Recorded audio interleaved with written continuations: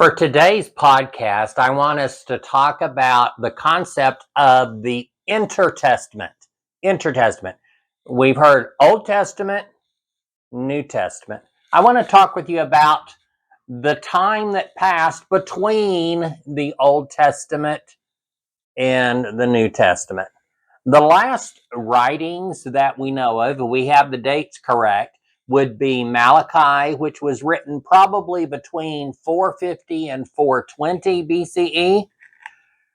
And so you have the time from, let's say, from 420, for if we err on the least amount of time from 420 to the earliest writings in the New Testament were some of the writings of Paul, or the ones that were attributed to Paul, were probably written around 50, 60 AD. The Gospels actually were written between 70 and 85 AD, maybe as late as 100 AD.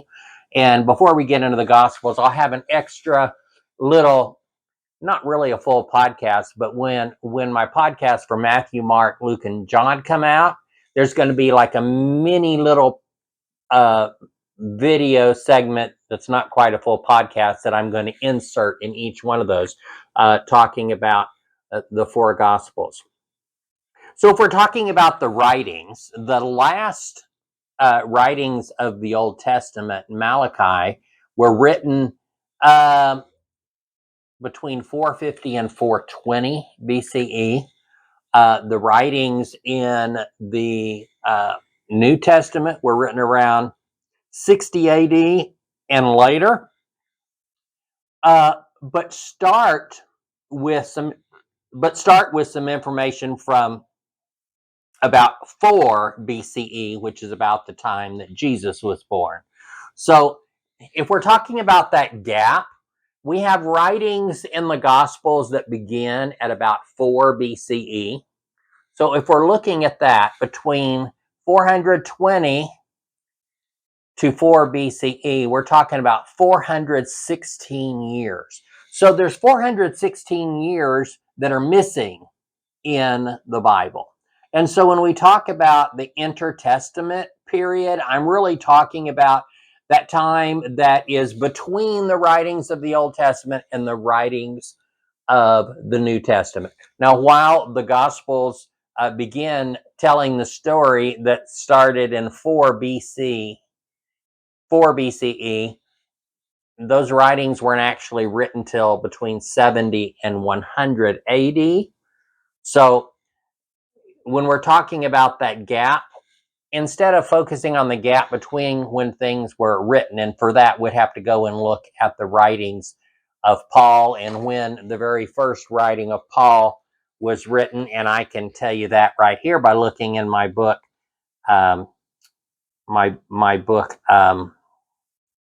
Deep and Wide.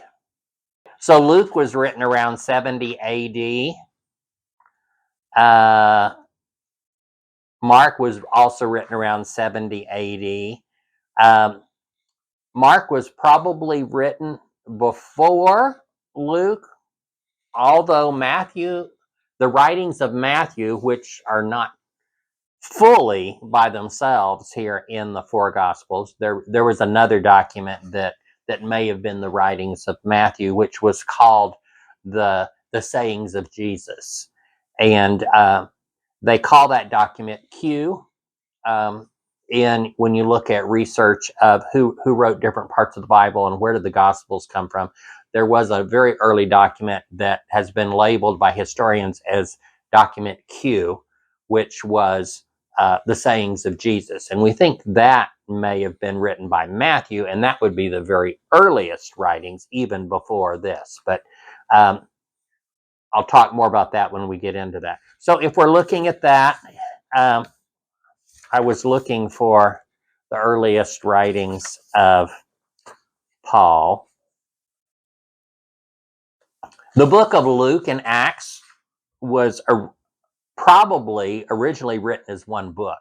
So if we really wanted to put the writings of the gospel in order, it should go either Matthew, Mark, or Mark, Matthew, probably Mark, Matthew, because the Matthew we have would not be that other document, which would have been probably Matthew's work. So we would have Mark, Matthew, Luke, and Acts should be one book, and then John. You know, when I put my book Deep and Wide together, I tried to make it in chronological order as when they were written. I did not do that at the beginning of the New Testament. I put Hebrews first because it kind of bridges the gap, and then I put the Gospels because you really needed the Gospel as the foundation for others because they knew things, and then I put James because I think James is one of the important books that we need. And then for the rest of them, I put them in order. And so of the writings of Paul, First Thessalonians is probably the oldest, and that was written around the year 50 AD. So if we're looking at the gap between when stuff was written, we're talking about 470 years. 470 years gap in the written record that we have between the Old Testament and the New Testament. But when we look at the events that are written about in the Gospels, then we're looking at 416-year gap for the written record. The actual writings, more than that, 470 years. So basically, we're talking about a 400-year gap between the Old Testament and the New Testament. And so we're calling that the intertestament, the time and the events that happen between, and in my book, I call it between 40 BCE and 40 AD, more or less. Okay? It's really like between 420 and 50, or 420 BCE and 4 BCE, depending on how you look at that. So when we look at this, we're looking at about 400 years, 416 years, 440 years, 470 years, somewhere around there. But about 400 years, there's a 400-year gap. And there were some major events that took place historically between the writings we have ending the Old Testament in the Protestant Bible. The Catholic Bible and the Orthodox Bible do have a few more books in the Catholic version of the Old Testament and the Orthodox version of the Old Testament. I'll talk about that in just a second. So here's a listing of the historical events that took place between the Old Testament and the New Testament. So there's a gap in our Bibles that's not included. Between the year 539 to 332 BCE was the Persian rule. Now, we do get into some of the endings of the Old Testament where Persia had captured Babylon, and so we do have some Persian rule in here. We have Queen Esther, who was Queen of Persia, so we do get into that, but the Persian rule lasted up until the year 332 BCE. So the fall of the Persian rule is not recorded in the Bible. In the year 437 BCE, Nehemiah secures Jerusalem. Now, we do have some of that in here. You know, some of the writings, like Malachi, we think was written between 450 BCE and 420 BCE. So some of that may have taken place. But 437 BCE is before 400 BCE. In the year 332, and this is where we really honestly get into stuff that happened in that gap. 332 BCE, Alexander the Great conquers the region. Now, we know Alexander the Great because of our study of history. But can you imagine if there were prophets who wrote? Can you imagine reading about Alexander the Great actually in the Bible? It'd be nice if there were some prophets who wrote some things that were canonized into the Bible. And then from 328 to 200 BCE, the Egyptians ruled that area, and there was the Egyptian rule. And then between 200 and 164, the Seleucid, I don't know how to pronounce that empire, Seleucid empire. And I talked about that a little bit in my book, Canaan, the Land of Israel and Palestine. That book's no longer in print, but that was a book that I wrote looking at studying just the land of Palestine. And I did that when the current conflict between Israel and Palestine started. And I wrote that book at the beginning. Boy, would I write that book differently today. So if you have a copy of that book, know that my thinking and how I ended writing about that book got much, much worse than what even my calling out of what they were doing when I wrote it. It got much, much worse. And then in the year 167 to 160 BCE was the Maccabean Revolt. The Maccabean Revolt, and that's an important part of the history leading up to the time Jesus came. And I almost wish there were some writings about the Maccabean Revolt in the English version of the Bible, but I'm going to talk more about that in just a second. And then between the year 143 BCE to 63 BCE was a Hasmonean dynasty. And in the year 63 BCE, the land was annexed by Rome. So that's when Rome became in charge of that area. And then when we're reading the New Testament, we're reading at a time when Rome was in power over that area. And then in 4 BCE, the birth of Jesus and the ministry of Jesus was probably between the year 27 and the year 30. And we're talking about AD there. So that would be the common way we keeping time. So today, as I'm recording this, it's the year 2025. So we're talking about the year 27 through the year 30. I'm going to read some of my writings here because it's kind of really a summary of my research. The Old Testament was translated into Greek during the Intertestament period. So between the writings we have in the Old Testament to the writings we have in the beginning of the New Testament, all of the Old Testament was translated into Greek during that 400 years. The New Testament was written in a spoken common variation of Greek known as, I can't pronounce it, but Koine, and not the formal Greek.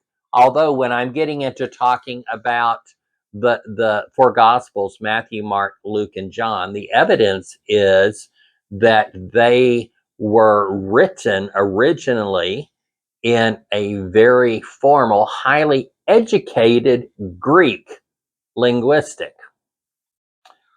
So, interesting. Be sure to tune into my podcast on Matthew, Mark, Luke, and John, because we'll talk more about that. The Bibles of the Catholic Church, Eastern Orthodox Church, and the Greek Orthodox Church contain more books in their Bibles than the Protestant Bible, from which I study. In my tradition and my faith, I use a Protestant Bible. And so my book, Deep and Wide, is following the books that are in the Protestant Bible. So when I'm talking about the Intertestament here, I'm talking about the Intertestament as it pertains to the Protestant Bible. Some of those books that are the additional books that are in the Catholic and Orthodox Bibles offer some additional insights during these missing years of the story of the Jewish people. And I'll talk more about that in just a second. Significant collections of writings during the Intertestament period include the Apocrypha and the Pseudepigrapha. I'm probably saying that wrong. The Pseudepigrapha is a collection of Jewish writings between 200 BCE and 200 AD that were not included in the Old Testament. However, getting up into 200 AD is part of that is 200 of those years are in the New Testament and 200 are in the Old Testament, but there's still a missing 200 years between 400 BCE and 200 BCE.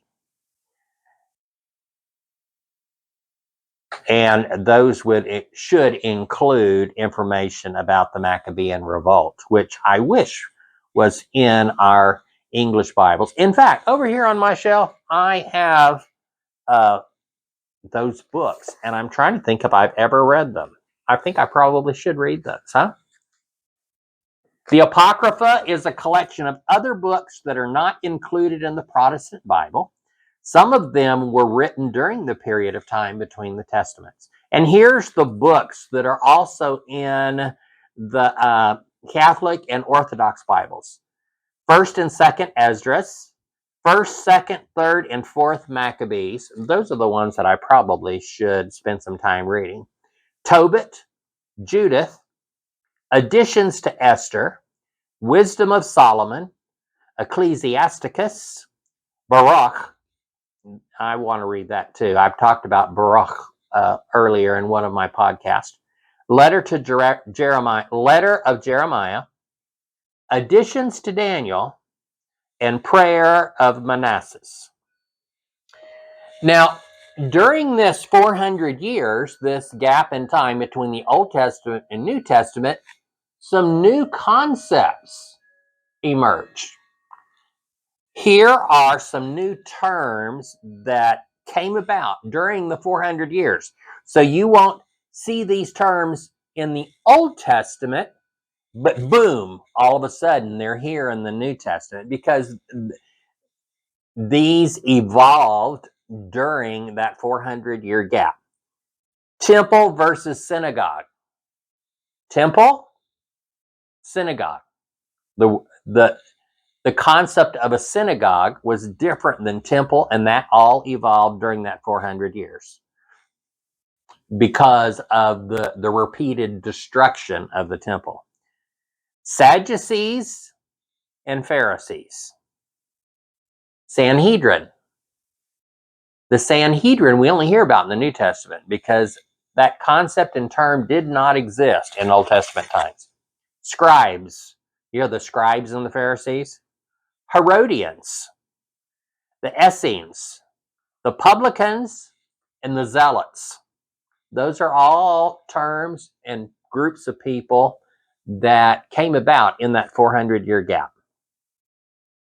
So that is my take a little bit on this concept of the intertestament. It's kind of important for us to think about that 400-year gap, well, greater than 400 years. And think about what happened. As we read the New Testament, we hear them referring to things that happened, but we really are not very educated about some of those things. Okay, we know about Alexander the Great, but we don't really know how it impacted the Jewish faith that led them continually to the place where Jesus needed to come and clarify their misconceptions about God. Well, thank you for watching. Stay tuned. Continue to watch. Be sure to subscribe to the podcast, Words to Ponder, so you are alerted when new episodes are released. And I'll catch you on the next one. Be sure to like and share.